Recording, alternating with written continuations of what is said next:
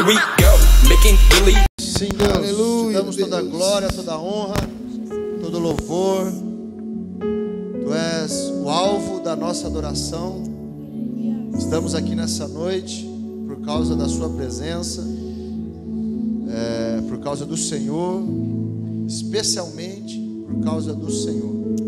Queremos o teu toque, queremos que o Senhor fale conosco, queremos que o Senhor nos envolva, queremos que o Senhor nos transforme, queremos agradecer ao Senhor, queremos louvar o Senhor, queremos sair daqui edificados, ó Deus, tocados pelo teu poder, pela tua graça, impactados pelo Senhor. Toda glória, toda honra seja dada a ti, Senhor. Em nome de Jesus Cristo. O Senhor é bem-vindo aqui. Nós cantamos isso porque o Senhor é bem-vindo aqui. Senhor, nós cantamos, tocamos, nos levantamos, ó Deus, levantamos as nossas vozes porque o Senhor é bem-vindo aqui. E nós queremos que nas regiões espirituais se saiba disso, que o Senhor é bem-vindo aqui.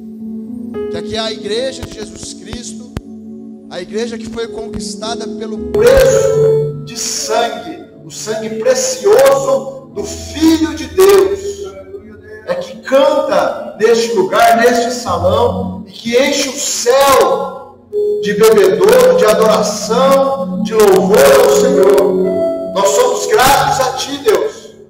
Nós reconhecemos que tu és o único Deus, o Deus vivo, o Deus que opera, o Deus que faz milagres, o Deus que transforma vidas. Por isso nós te adoramos nessa noite. Seja bem-vindo aqui, Senhor. Há um grupo de pessoas aqui reunidas para adorar aquele que vive, aquele que reina, aquele que é, aquele que era e aquele que sempre será, o eterno, o Rei da glória, o Senhor dos senhores. É por isso que estamos aqui.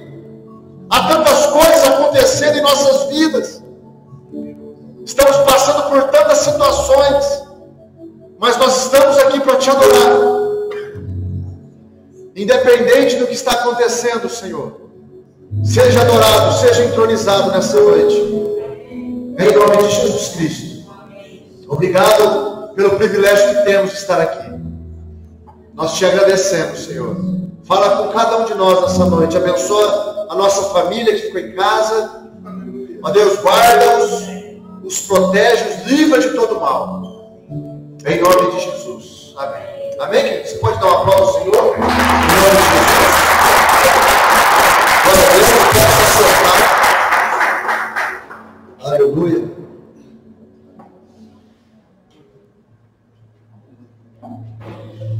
É um prazer estarmos juntos. Eu estive fora por 2, 3 semanas. Nós pegamos uma semana de férias, depois, por 2 semanas, nós estivemos passando por um centro de aconselhamento cristão, cuidando de quem cuida, e graças a Deus nós estamos aqui de volta. Sejam bem-vindos. Está aqui a família do Orgirley, que eu fiquei sabendo. Seja bem-vindo, tá? Prazer receber vocês aqui. Tá joia? Vocês também, que é a primeira vez que eu estou vendo vocês. Não sei se vocês já vieram aqui, mas é a primeira vez que eu estou vendo vocês. Sejam muito bem-vindos, viu? Deus abençoe. Aleluia. Graças a Deus. No instante, já estamos parceiros já, né? Glória a Deus. Amém. Queridos, abra sua Bíblia no livro de Mateus, capítulo 8. Mateus, capítulo 8, verso 1 e 4. Eu estava lendo a Bíblia nessa semana.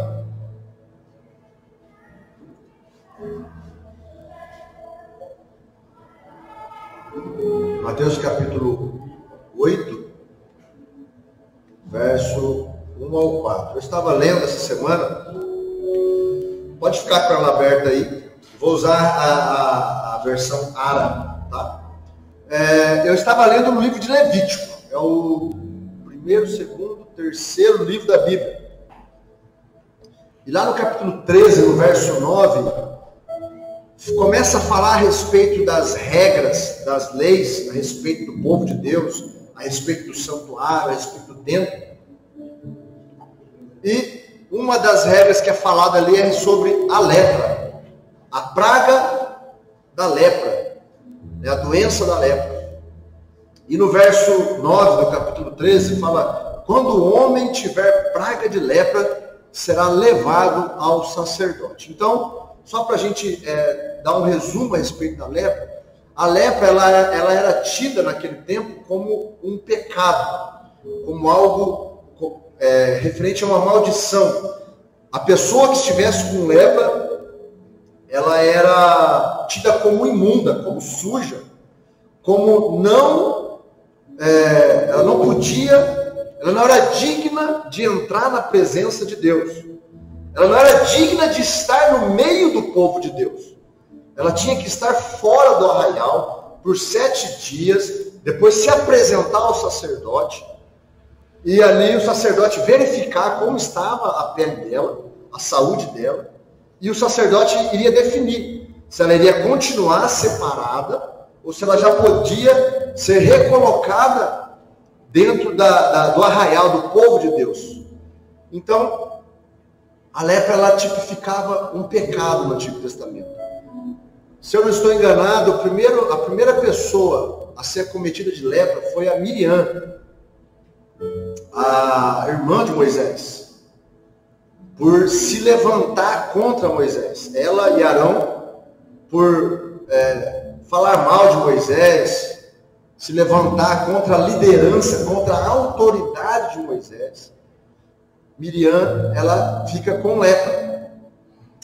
Enfim, então a lepra tipificava o pecado, ela tornava o homem, a mulher imundo, né? E uma das características da lepra é que ela deixava a pele com uma certa insensibilidade. Dizem que você podia riscar um fósforo e colocar na pele, que você não sentiria a pele se queimando.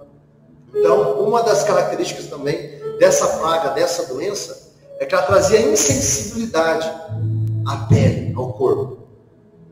Uma das coisas que o pecado traz à nossa vida é essa insensibilidade. Quando a pessoa está com o pecado sobre a vida dela, ela não é sensível às coisas de Deus. Ela não está nem aí para as coisas de Deus, ela não quer nem saber das coisas de Deus. Porque o pecado está sobre ela. Essa lepra está sobre ela. Então ela não liga para aquilo que faz, para aquilo que fala, da forma que reage.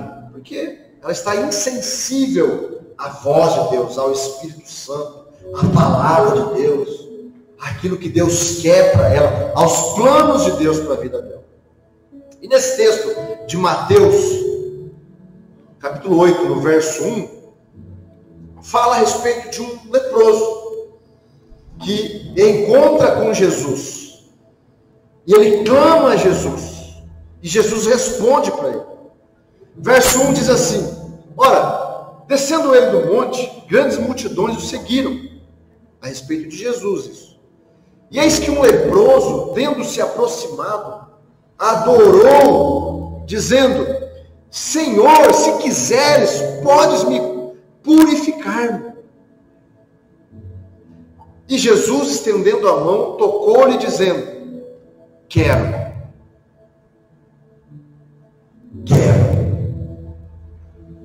Fica limpo. E imediatamente ele ficou limpo da sua lepra. Disse-lhe então Jesus: olha, não digas a ninguém, mas vai mostrar-te ao sacerdote e fazer a oferta que Moisés ordenou, para servir de testemunho ao povo. Vamos falar a respeito desse texto. Vou citar 3 pontos aqui para nós entendermos um pouco mais a respeito daquilo que Jesus pensa a nosso respeito, tem para nós, independente da situação em que nos encontramos. Em primeiro lugar, a lepra.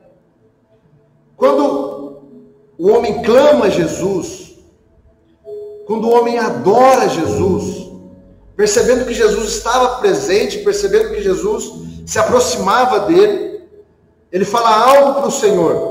Ele diz: se o Senhor quiser, olha só, ele adora e diz: Se o Senhor quiser, pode se purificar. Ele se aproxima. Uma das coisas que nós podemos ver aqui é que, independente da situação que eu esteja, eu posso me aproximar do Senhor.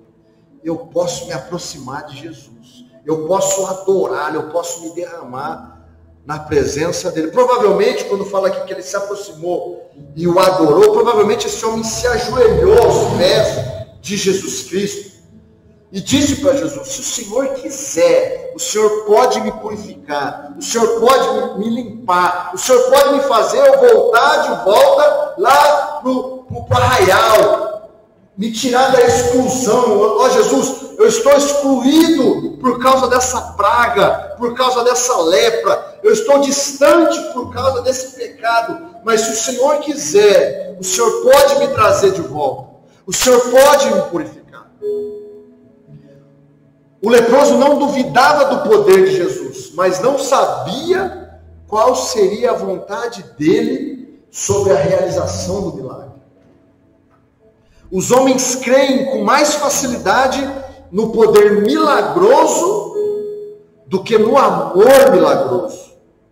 E Jesus veio para mostrar essas duas coisas. Aquele homem sabia que Jesus podia purificar. E hoje, né, no nosso contexto, hoje seria aquela doença hanseníase, né? No nosso contexto, a nossa preocupação seria de: Jesus, me cura. Eu estou doente, eu quero ser curado. Me cura. Seria esse o contexto de hoje. Seria o mais normal dizer para Jesus hoje. Porém, aquela doença afastava a pessoa de Deus. Ela não podia se achegar no templo. Ela não podia estar em comunhão com a igreja. Ela não podia participar dos cultos. Por isso esse homem não fala me cura, mas ele diz me purifica. Porque eu sou imundo, eu estou como imundo, eu não posso estar lá no culto de quarta-feira, porque eu estou na imundícia.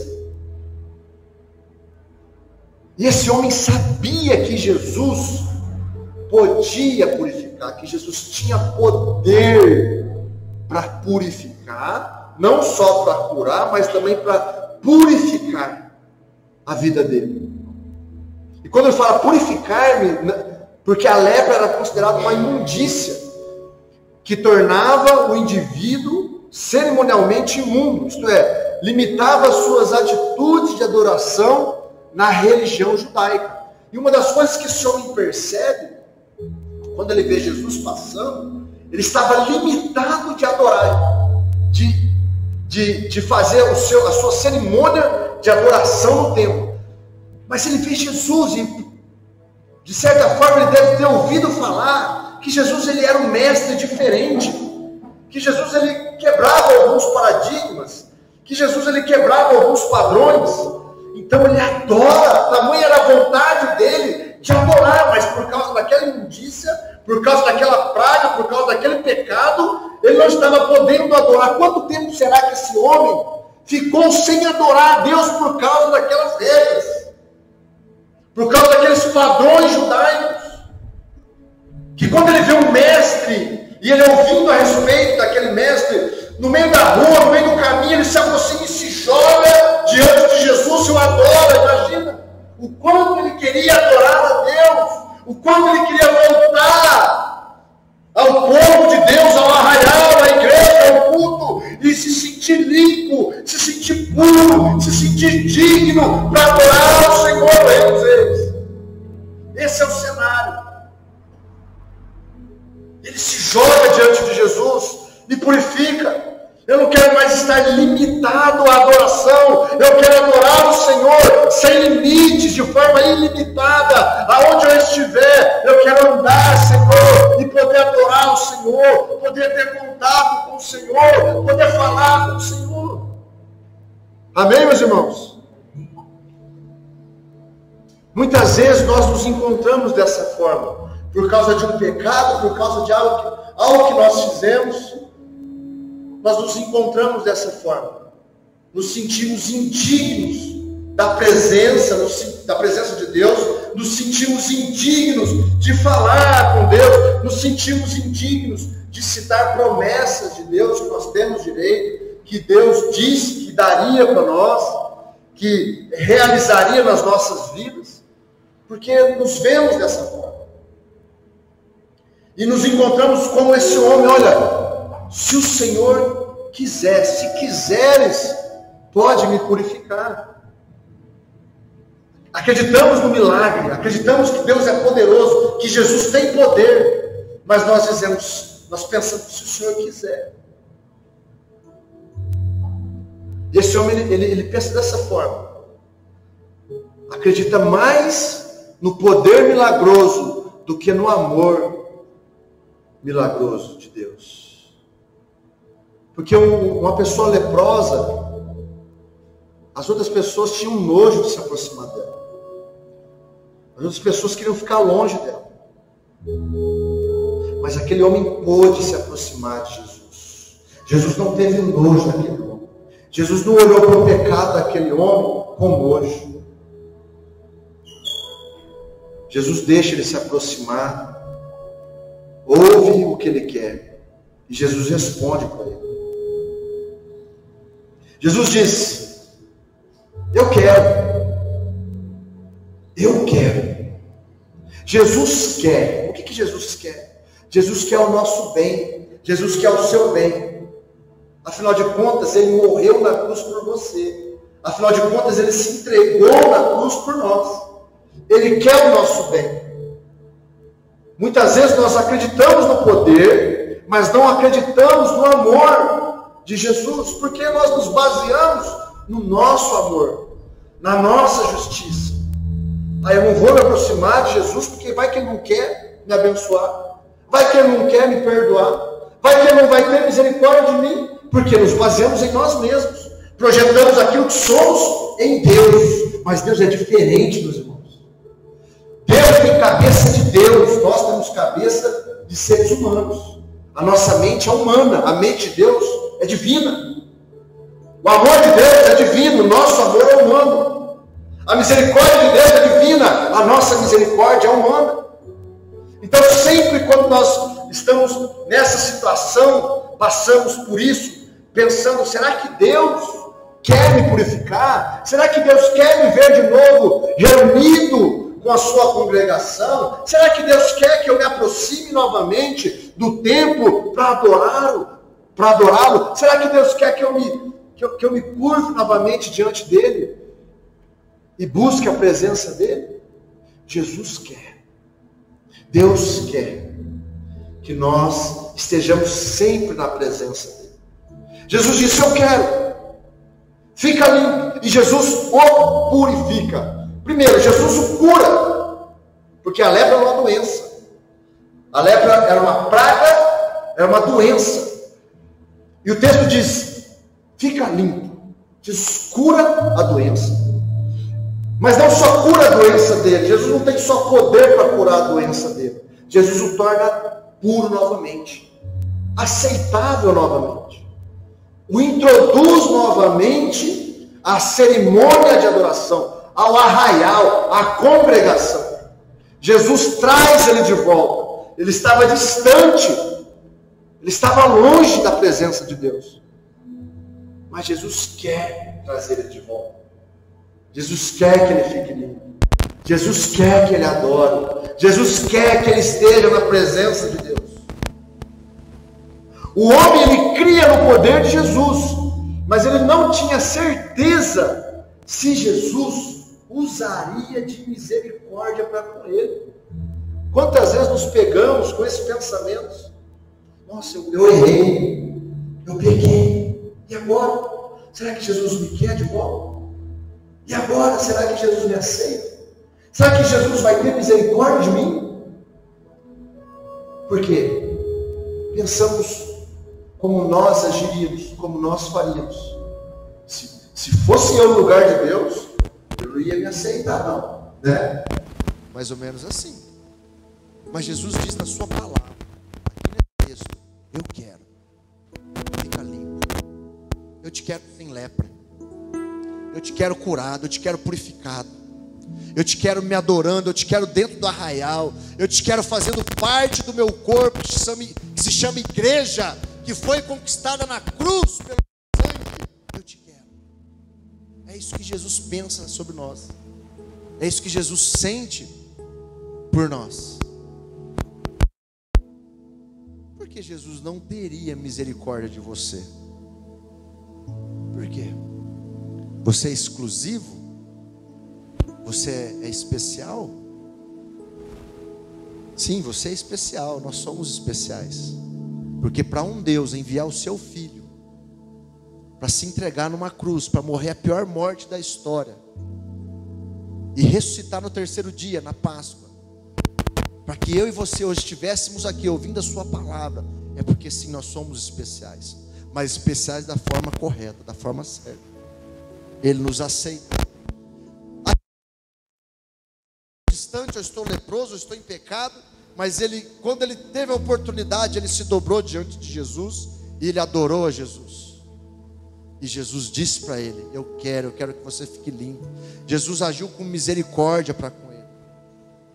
Jesus viu naquele homem não só a lepra dele, não só a impureza dele, mas Jesus viu naquele homem um coração arrependido, um coração quebrantado, alguém disposto a ser mudado por Jesus.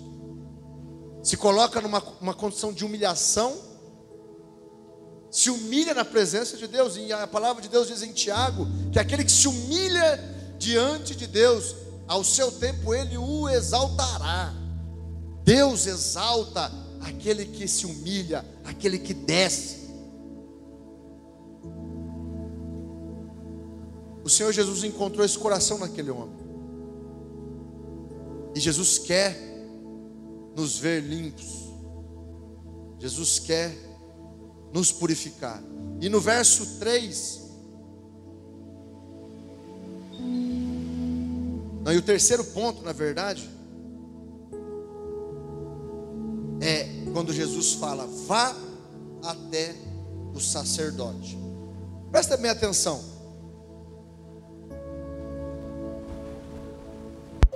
Jesus é o Filho de Deus. Jesus sabia que ele era o Filho de Deus. Jesus sabia da missão dele. Tanto é que ele falava para os discípulos o tempo todo o que iria acontecer com ele. E quando Jesus cura o leproso, Jesus sabia o que precisaria. Quando o leproso ele se encontrava nessa condição, tinha que chamar o sacerdote, aquele texto que nós lemos no início. Chamar o sacerdote, mostrar a condição, se separar do arraial, se separar da comunidade, se separar dos irmãos, se separar da família. E depois de curado, ele tinha que vir fazer a cerimônia de purificação, tinha que fazer uma oferta. A Bíblia fala que tinha que dar duas pombinhas para fazer a oferta, para pagar o pecado dele. Naquela época era dessa forma. Era assim que acontecia. E Jesus, ele era um mestre. Jesus, ele não era só filho de Deus, mas ele conhecia as Escrituras. Ele sabia o que diziam as Escrituras. E quando Jesus faz o milagre e purifica aquele homem e cura aquele homem, ele poderia muito bem falar: ó, você está limpo, você está curado. Não precisa nem falar com o sacerdote, afinal de contas, eu fiz um milagre na sua vida. E pronto, você pode se reunir de volta com a sua família, se reunir de volta lá no templo. Se alguém te perguntar, fala que eu te curei e está tudo certo. Mas não. O que ele fala no verso 4? Disse-lhe então Jesus: olha, não digas a ninguém, mas vai mostrar-te ao sacerdote e fazer a oferta que Moisés ordenou, para servir de testemunha ao povo. Jesus traz um princípio para nós aqui. Quando Jesus ele é perguntado pelos fariseus a respeito de quem tinha dado a autoridade para ele, os fariseus, os mestres da lei, vão a Jesus e perguntam: mas quem te deu essa autoridade? E ele faz outra pergunta para os fariseus. Eles dizem: o que João fazia, o que João Batista fazia, era de Deus ou era dos homens? E os fariseus: se nós dissermos que era dos homens, o povo aqui vai nos linchar. Se nós dissermos que era de Deus, ele vai nos perguntar: então por que vocês mataram João Batista? Por que vocês não aceitaram João Batista? E eles ficaram em silêncio. E disseram: nós não sabemos. Então Jesus também diz: também não respondo. Por quê? O que queria dizer isso? Quando Jesus é batizado por João Batista, Jesus está reconhecendo a autoridade de Deus na vida do profeta João Batista.